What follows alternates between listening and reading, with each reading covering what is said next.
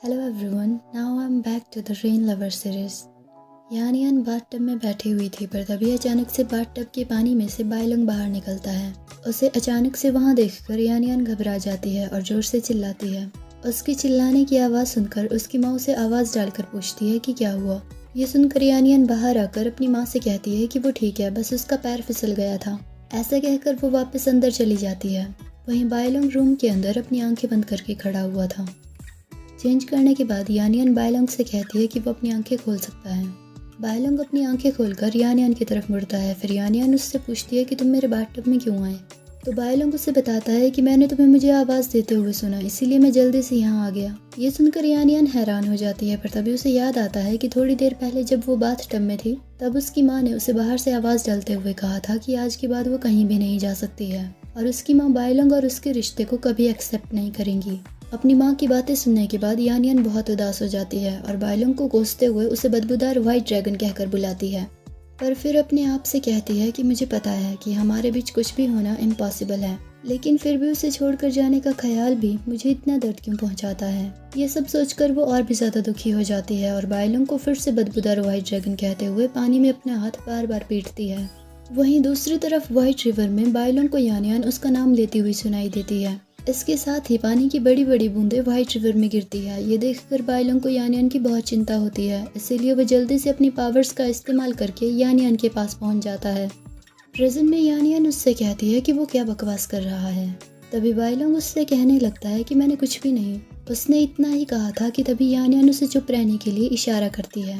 ये देखकर बायलंग चुप हो जाता है। तभी यानियन की माँ उसे बाहर से आवाज़ डालते हुए बताती है कि यानियन की आंटी ने एक बहुत ही अच्छे बैकग्राउंड वाले लड़के को यानियन के लिए रिकमेंड किया है।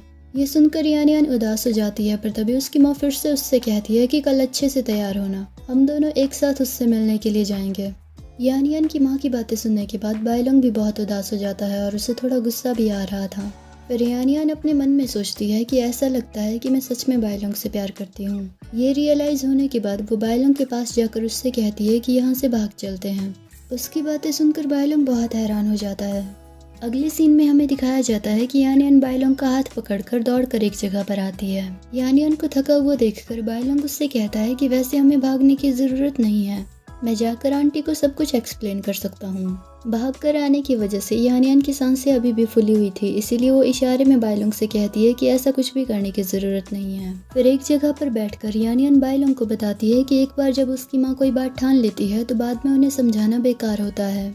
उसकी बातें सुनकर बायलंग बहुत उदास हो जाता है। ये देखकर यानियन उसे खींचकर अपने पास बिठाते हुए उससे कहती है, लेकिन इससे कोई फर्क नहीं पड़ता है, मेरा तुम्हारे साथ मैरिज कॉन्ट्रैक्ट है और जब मैं बहुत छोटी थी तब से मेरी माँ ने मुझे सिखाया है कि मुझे अपने वादे पूरे करने चाहिए और वो खुद भी इस बात से नहीं मुकर सकती है।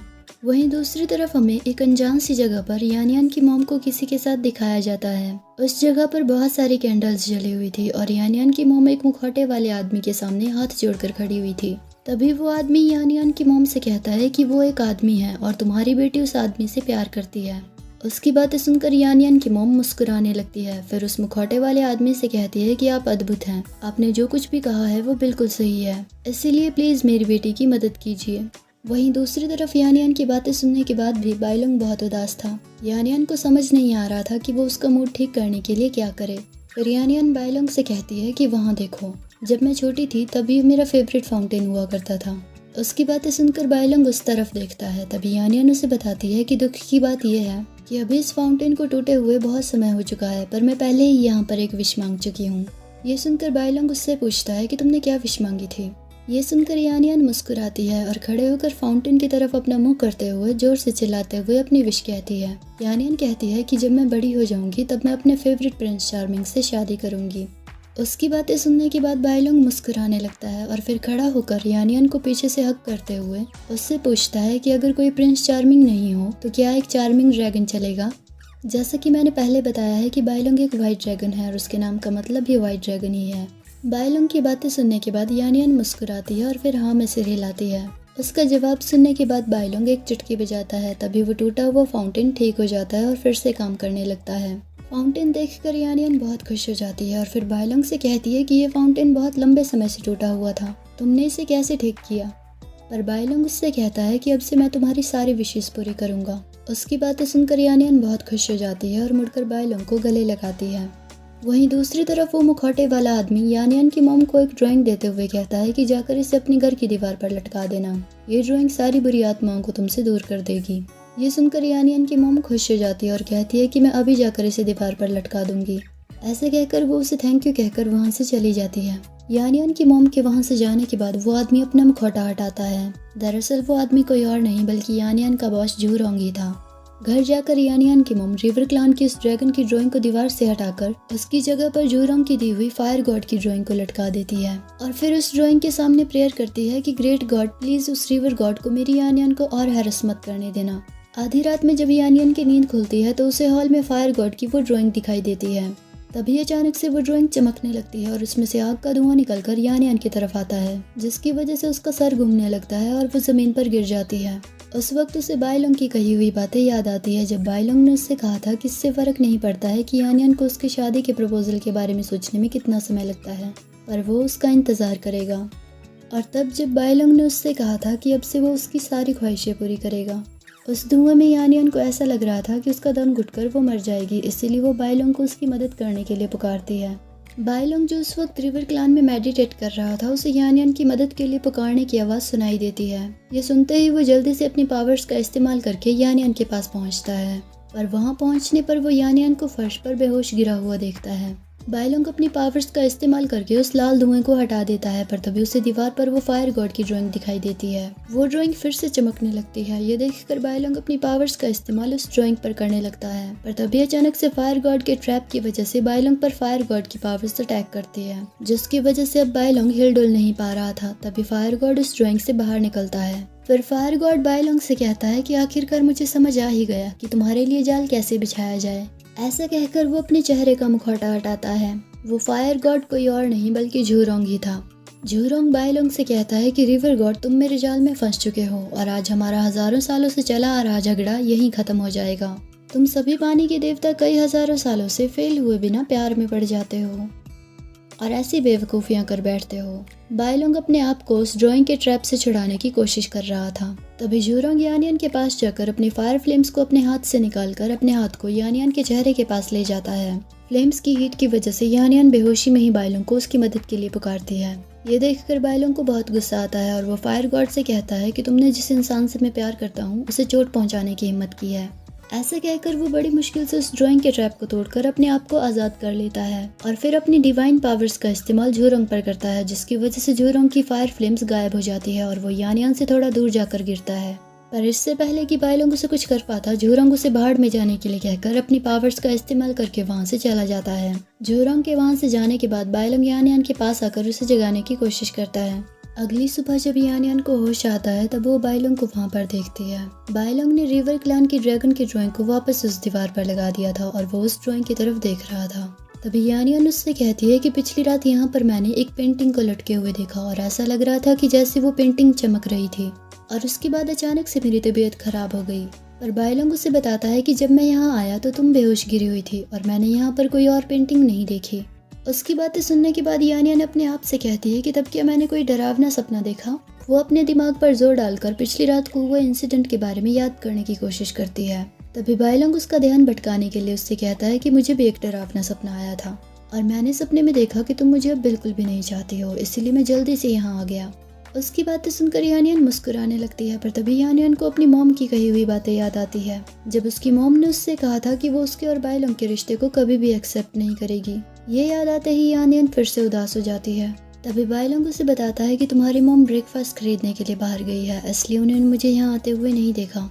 इस पर यानियन उससे कहती है कि मेरी मॉम तुमसे नफरत नहीं करती है, वो बस उस पुरानी कहानी से घबराती है। तुम उन्हें थोड़ा समय दो, आखिर में वो तुम्हें एक्सेप्ट कर ही लेंगी।